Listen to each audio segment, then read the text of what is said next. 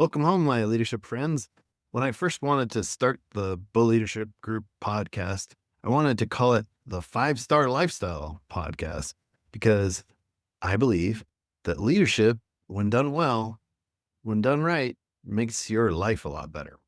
And I say leadership because everyone is a leader. We all have influence, and it can be positive or negative. So don't you want your leadership to be an investment to upgrade your life to the positive? Because we're all leading, whether we like it or not, we're all leading. So let's lead in the right direction. Now, here's the deal.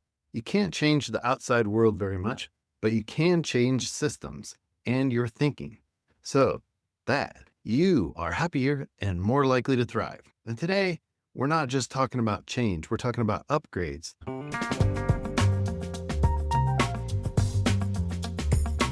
This episode is your first class ticket to systems that can lift your happiness and keep it flying even when life throws turbulence your way. We're going to upgrade your flight. And yes, snacks and smiles are included.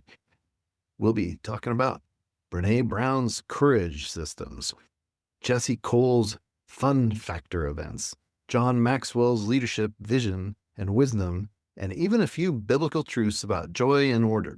Before we taxi to the runway, make sure you follow and subscribe to the Bull Leadership Group podcast, because every week we take off to another destination. Confidence, clarity, and calling. Let's go. Upgrade your life. First class. You can't change the outside world very much, at least not directly, but you can change your systems and your thinking so that you're happier, more effective, and way more likely to thrive. See, life is full of things we can't control. Other people's moods, markets, weather, even the wife. But what we can control are our systems, and you fall to the level of your systems. And here's the beautiful part. When you mix a little data science and systems and things that are statistically significantly better, thinking into your day, you can actually amplify your happiness. You can make your own life and leadership more predictable, peaceful, and profitable. In the conversation we're going to have, it's about getting better. Whether you lead a business, a family, or a small group, or just your own mood before coffee, what is a feedback loop?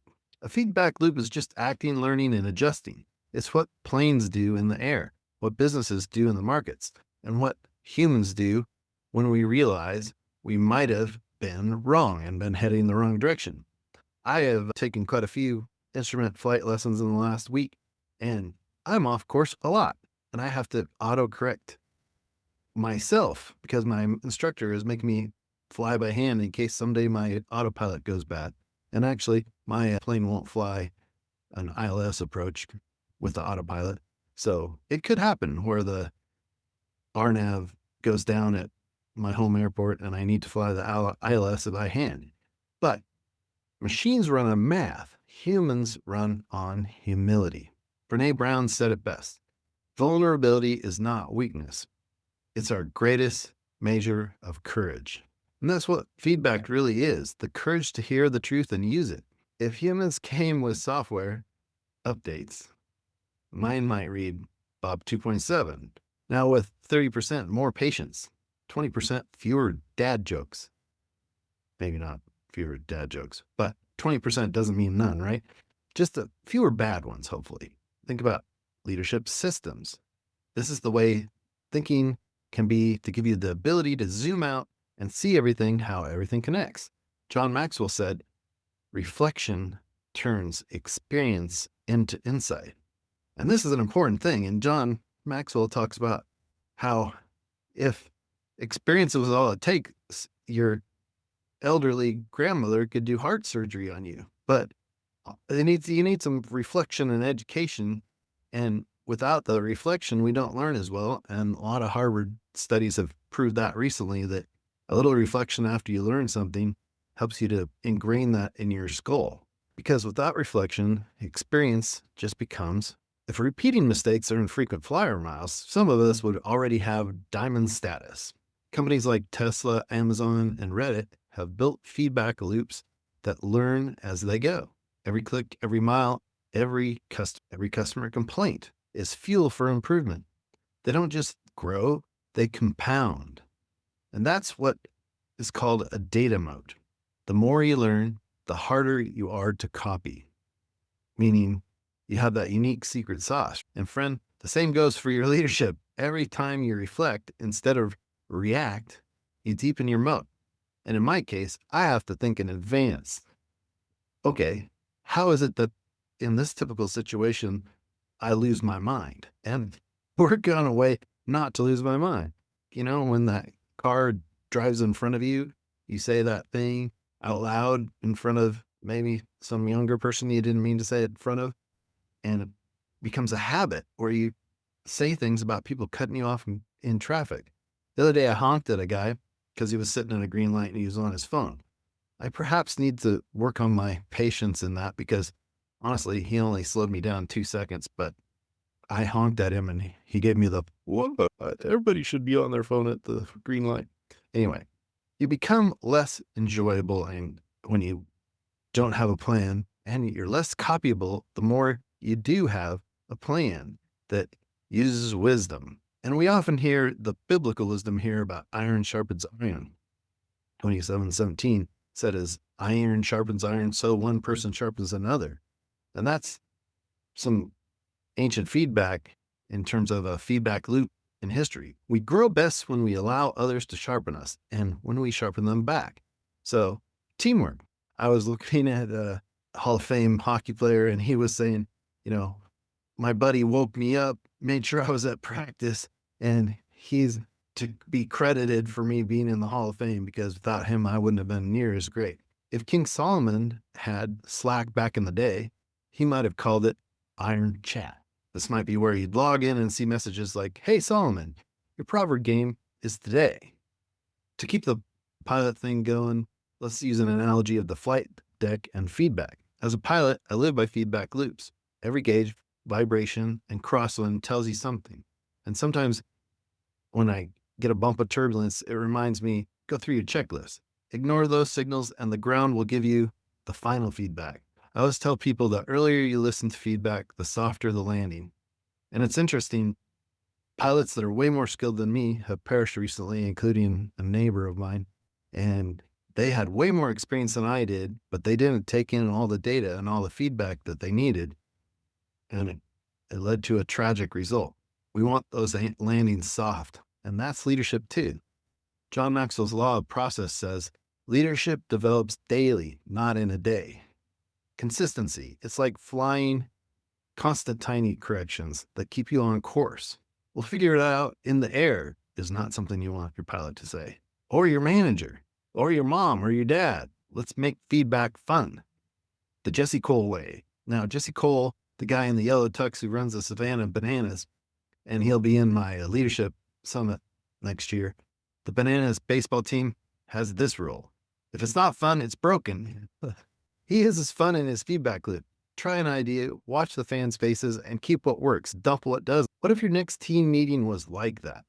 What if you called it the experiment experience and celebrated lessons instead of pretending that you have perfection? Another piece of biblical wisdom, faithful in little things, Luke 16:10 says, whoever is faithful in little will be faithful in much. Leadership is about consistency in the small stuff. And I include reading in that, which is going to be in my next episode. Another biblical wisdom idea, stay data hungry. Proverbs 18:15 says, the heart of the discerning acquires knowledge. The ears of the wise seek it out. That's the Bible's version of machine learning. In other words, keep your curiosity alive. Keep collecting lessons, even the ones that sting. In fact, the ones that sting may be the most effective at getting you to change for the positive because wisdom is just, well, filtered data. Build your own learning systems, and we'll probably have a podcast on that because there are lots of ways to do it with AI now.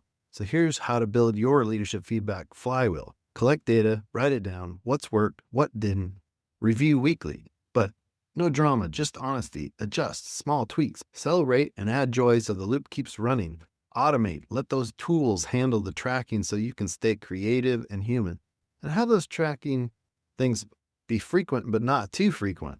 In some cultures and organizations, that might be daily at the end of the day. For other organizations, looking at customer satisfaction, you might look at the verbatims weekly of people that are upset or whatnot, but then look at the monthly, how you did over the month, and then look at the quarterly, how you did over the quarterly. But keep those feedback loops happening. Remember, a system that's fun to use is a system that lasts. It's got to have some positive feedback and reinforcement. God designed joy as fuel, not as frosting. Learning systems aren't just for algorithms. They're for you. Every laugh, every lesson, every prayer is part of your personal feedback loop. Keep your heart teachable. The Japanese say, be like a child. And that's something that I need to do at times and realize that I can learn new things, even at my old gray hair age. Keep your system simple and keep your humor close because joy is data too. If you want to build your own system for confidence and growth, visit Bow Leadership Group and request the 30-day confidence builder plan or some coaching. Briefly, I wanted to talk about this jacket because it's a Valentino and it's from Saks Fifth Avenue, and it's about a $5,000, $3,000, $5,000. Get it on sale for $3,000, Saks Fifth Avenue. But I bought it at Goodwill, so I saved that $3,000. I could invest that money using Mr. Barton's method. Look up the 10-Minute Millionaire by Barton and learn how to invest that $2,500. And he claims it can be $1 million. And one of the things you learn in that book is the relative strength index. That shows you when things are overbought or oversold. And you want to buy things when they're oversold, they're a bargain. That's what I like, a bargain, because that upgrades your lifestyle, right? When you have resources, you want the lifestyle. You don't want to pay for things. And people say, you're wearing a suit that somebody else wore? That's gross. When you sit in a first class seat in a jet, you don't buy a new jet each time. You sit in the same seat somebody else did. And there are things called dry cleaners to clean things and sanitize things. If you really want it super sanitized, you could run it through the dry cleaner 3 times and still save $2,500. Just the tip between you and me. By the way, the jacket is worth a lot from Saks Fifth Avenue. It could last a lifetime. I do not want to degrade their products because they have great products. Similarly, at Nordstrom, they have great products. But buckle in, friends, because I'll be your captain for this flight. Bless your week.